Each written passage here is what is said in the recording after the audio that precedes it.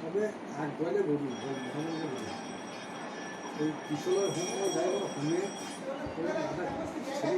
হ্যাঁ ও সম্পত্তি না ভুলে গেছি। এ সন্ধ্যা ওই ঘরের চাবিটা খগেন্দা দিয়েছে? ওই ঘরের চাবিটা খগেন্দা দিয়েছে?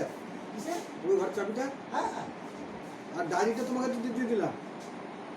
কালো ডায়েরিটা ডায়েরিটা উপরে আছে।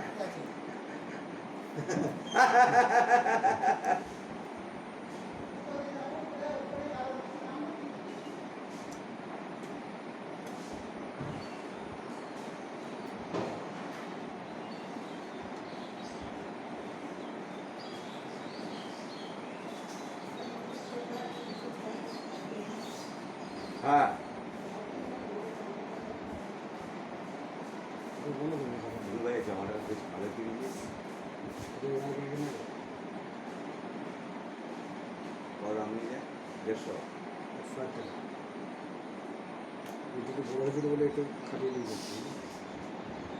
তো একটু খাটানো মানে একটা ঝোঁক আছে না, মানে একবারে সেই মানে গেঞ্জি করবি শান্তি পাড়া করে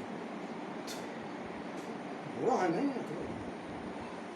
একটা মিলে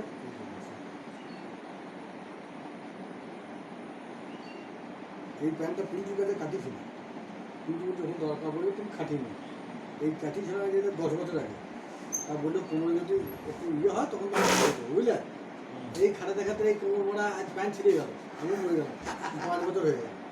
এইবার যে কোমর বাড়িতে সে কোমর মোড়া মধ্যে আমার ঘাটে গেলেও আমার কোমর বাড়ি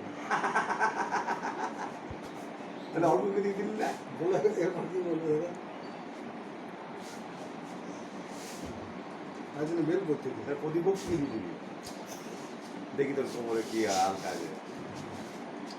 না এত জায়গায় সব কাটিয়েছে, প্রিন্ট দিয়ে একটা কাটিয়ে দেখি এইটাই প্রিন্ট দিয়ে কেমন কাটিয়েছে? ভালো। ওই তো এখন কোমরে বের করতে করতে বেল তুলে দিলি বাস। কোমরটা বড় করে কেন? শুধু মাপ নেয়। ওরা আয় রেখে দিয়ে ওটা ছিঁড়ে হয়ে গেছে। ওরা আয় না, রেখে দিয়ে চেহারাটা হেভি বানিয়েছে কিন্তু। ওগুলো ছিঁড়ে নিয়ে মুকুলটা ছিল মুকুলদের চেহারাটা এরকম না এরকম নেই, অনেক তোমার চিড়ি হয়েছে এখানে জ্বালালিতে তোমার ভালোই ব্যবস্থা এটা হয়েছে। এটা ফালতু কথা বলছি।